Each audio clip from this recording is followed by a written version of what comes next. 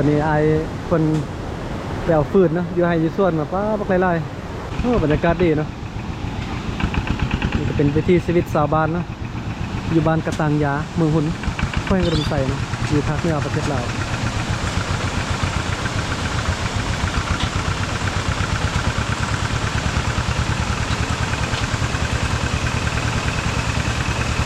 เป็นภาพที่สวยงามเนาะคุ้มค่ากับการเดินทาง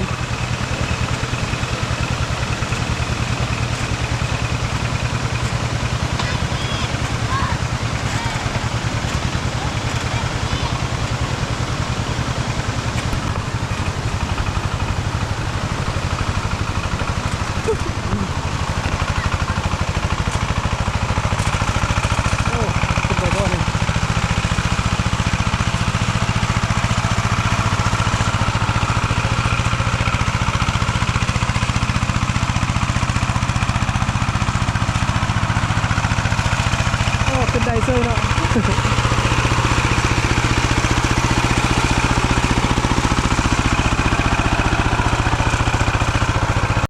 โมเมนต์ไปซ่อนปุ้งมันพวกเบิ่งเขาเบิ่งได้ไล่ปะ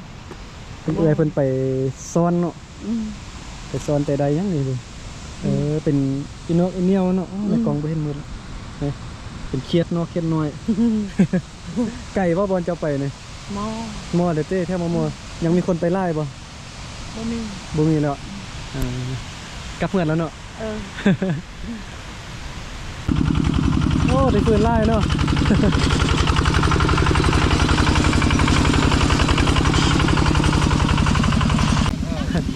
ไก่บ่ไปให้ไปส่วนนี่ไปตัดฟืนอยู่ให้ส่วนไก่เนื้อประมาณ18 นาทีแหละ18 นาทีย่างไปเนาะโอ้นี่ไปซ้อนเลยเนาะเขาเบิ่งได้บ่ได้ไล่บ่ได้น้อยอ่ะไปเมื่อกี้ได้หน่อยไปตอนแรกนี่เด้อเต้โอ้ได้ปูกับปลาน้อยไปมกกินแซ่บเนาะมื้อหน้าน่ะซอกปูซอกปลาอยู่นี่กันเป็นยังกินมื้อนี้เลยเขาเบิ่งนำเด้อมันนึ่งข้าวบ่นี่บ่แม่นอ่ะเขาเบิ่งได้บ่มกเนาะ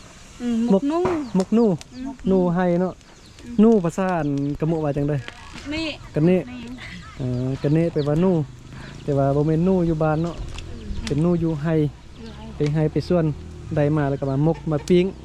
ใส่กับเนาะโอ้อยู่ดอยนี่บ่ไปตลาดก็ได้กินข้าวเนาะ เฮ็ดให้ข้าวให้สลีปลูกพืชเลี้ยงสัตว์หาอยู่หากินตามธรรมชาติเลยอาหารการกินถือว่ามีบ่ขาดเพียงแต่ว่าดุมันไปซอกบ่ขาดดุมันก็ถือว่าได้กินเลยเนาะอยู่ในเมืองบ่มีเงินบ่ได้กินหยังเลย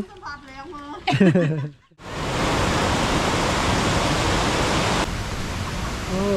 เดี๋ยวจะไปท่ามเขาเจ้าเบิ่งได้ไล่บ่นะเห็นเขาเจ้าไปหาป่าไปซ่อนบ่หยุดก่อนสัมภาษณ์ไปหนึ่งก่อน ไปใส่มาเขาเบิ่งได้บ่ได้ไล่บ่ได้น้อยเด้อติไปซ่อนโอ้กันไล่เลยนี่เป็นพวกเนาะคุ้มไก่ว่าไปเลยไปเอาอยู่ใส่ไก่บ่ไก่อ่ะเห็นสะบานไปเอาซ้อนเอาพวกเอากลุ่มแล้วไปป่าน้อยปูน้อยก็ว่ากันไปเนาะเพราะว่าเที่ยวนี้จะมีป่าไล่เด้ต่างจากในเมืองเนาะตอนนี้ก็แรงแล้วเนาะเบาลังก็จะกลับบ้านนะกลับตัวเมืองระยะทางก็บ่ได้ไกลไล่เนาะหมู่บ้านแห่งนี้ก็ประมาณ18 กิโลเมตรหมู่บ้านนี้ก็มีไฟฟ้าใช้มีน้ำใช้สะดวกสบายเรื่องเส้นทางก็ค่อนข้างดีพอสมควรอยู่แต่ว่าบ่ปกตินะ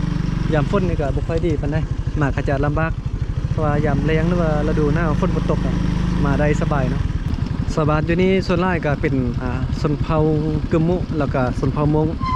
ส่วนชนเผ่ากึมมุนี่เฮือนเขาเจ้าจะอยู่แถวบริเวณกลางบ้านเทศบาลกลางบ้านแถวลุ่มแถวระหว่างทางไป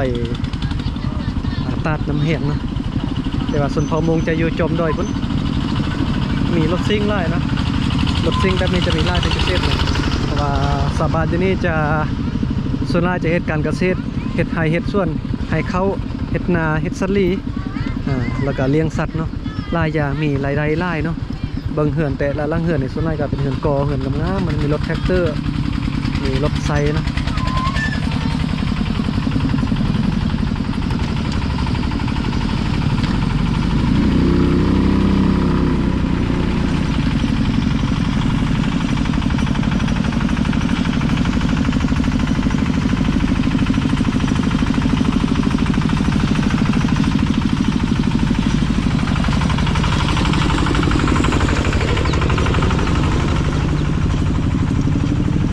สร้างสลีบ้าความใหญ่ขายหมดนี่ได้เงินหลายเนาะแต่ละปีก็จะได้เงินเป็นหัว